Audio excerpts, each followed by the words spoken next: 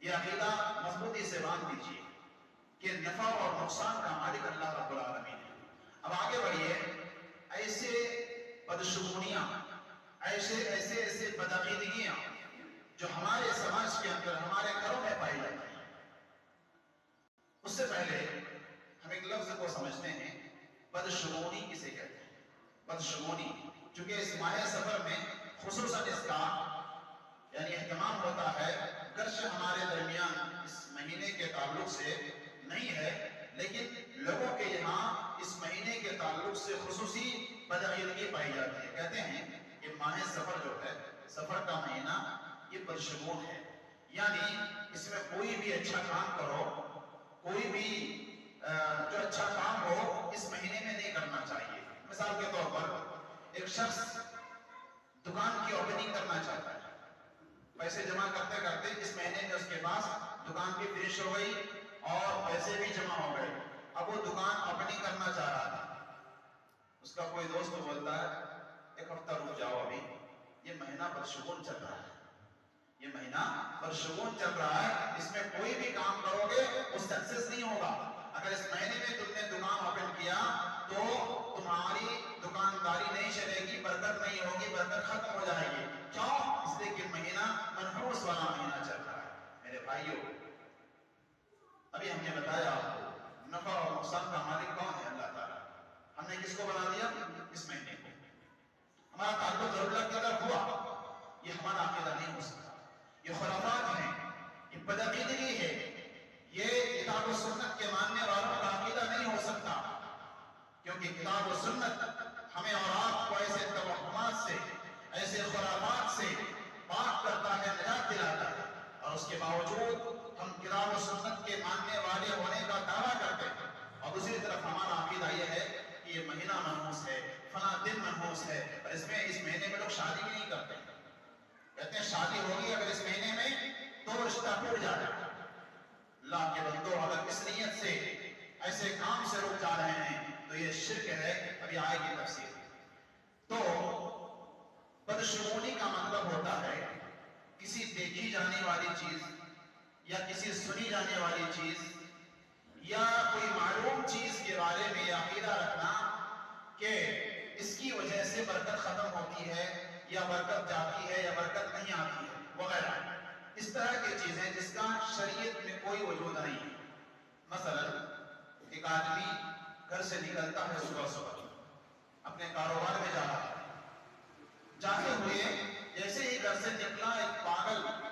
یا کسی ایسے آدمی کو دیکھ لیا جس کو وہ منحوس سمجھتا ہے، پاگل کو دیکھ لیا، کیا کہتے ہیں؟ صبح صبح کس پر نظر پڑ گئی ہے، یہ بولتے ہیں، یعنی آج دن ہمارا خراب جائے گا، آج دن خراب جائے گا۔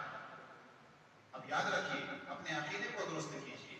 کہ اگر یہ عقیدہ ہے کہ ہم نے کسی پاگل کو دیکھ لیا یا کسی بدشکل انسان کو دیکھ لیا یا کوئی ایسی چیز دیکھ لیا جس کو آپ منحوس سمجھتے ہیں اور اس کی وجہ سے یہ عقیدہ رکھنا یا دل میں یہ خیال آنا کہ آج ہمارا دل خراب جائے گا، تو یاد رکھیے آپ بدشگونی میں مبتلا ہو گئے، اور بدشگونی لینا کسی ایسی چیز سے جس کا شریعت میں کوئی وجود نہیں ہے تو وہ کیا ہے؟ شرک ہے۔ تو یہ ہے بدشگونی کا مفہوم۔ نبی کریم صلی اللہ علیہ وسلم نے فرمایا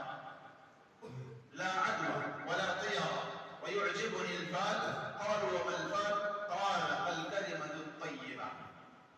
دو چیزیں شریعت کے اندر آتی ہے، ہوتی ہے الطیرہ جس کو کہتے ہیں بدشگونی، اور ایک ہے الفال۔ فال کا مطلب ہوتا ہے کہ اس سے اچھی امید لگائی جاتی ہے، اور بدشگونی میں بری امید لگائی جاتی ہے، کسی چیز کو دیکھ کر اپنے بارے میں برا سوچنا، اللہ کے تعلق سے برا سوچنا، یہ ہے بدشگونی۔ اور اچھے شگون جس کو کہا جاتا ہے فال۔ نبی صلی اللہ علیہ وسلم نے کہا بیماریاں بذات خود منتقل نہیں ہوتی ہیں، اس کے اسباب منتقل ہوتے ہیں، اور ولا طیرہ، بدشگون کوئی چیز نہیں ہے، اور مجھے فال پسند ہے۔ صحابہ نے پوچھا بھئی فال کیا ہے اللہ کے رسول صلی اللہ علیہ وسلم؟ کہا کہ الکلمۃ الطیبہ، پاکیزہ کرنا۔ میں فال کا مفہوم سمجھا رہا ہوں آپ کو۔ فال یہ ہے کہ ایک آدمی مثلا گھر سے نکلنا چاہ رہا ہے اور اچھا کلمے سے مراد مثلا کسی کا نام سعید ہے، سعید کا معنی ہوتا ہے خوشگوار، یا نکلتے ہوئے آپ کو کوئی کہہ رہا ہے کہ آپ کا سفر آسان ہو، آپ آرام سے سفر کریں، اللہ آپ کے سفر کو آسان کرے، اس طرح کے جملے آپ دعائیہ کلمات سن رہے ہیں، اس سے اپنے دل میں ایک اچھی امید جگتی ہے، اور یہ جائز ہے، اور یہ جائز ہے کیونکہ اس کا جو نتیجہ نکلتا ہے، حالانکہ یہ بات یاد رکھیے اس کلمے کا یا اس دعا کا یا اس طرح کے کلمات کا آپ کی تقدیر میں کوئی فرق پڑنے والا نہیں ہے، بس ہمارے دل میں ایک اچھی امید جگتی ہے اور اللہ رب العالمین کے تعلق سے ہم اچھا گمان رکھتے ہیں یا اس میں مزید تازگی آتی ہے، باقی دونوں جملے میں کسی کا کوئی اثر نہیں رہتا ہے۔ اب آئیے، جو بدشگونی ہوتی ہے اس کی کچھ شکلیں زمانے جاہلیت میں پائی جاتی ہیں، اور یہ بدشگونی کا جو طریقہ ہے یہ بہت قدیم ہے۔ موسیٰ علیہ السلام کے تعلق سے بھی لوگوں کا یعنی اس قوم کا بدشگون لینا یہ بھی ثابت ہے، اور اس کے بعد زمانے جاہلیت میں بھی اس کا طریقہ پایا جاتا تھا، اور آج کے زمانے جاہلیت میں دو چار شکلیں تھیں، آج کے زمانے میں اسی طریقے میں یا اسی شکل میں مزید نکھار آیا، اپڈیٹ ہوا ہے، بہت سارے طریقے اپڈیٹ ہوئے ہیں، اور یہ طریقے اور یہ چیزیں ہماری زبانوں میں موجود ہیں، لیکن ان مثالوں کو بیان کرنے سے پہلے آپ کو اس کا حکم بتا دیں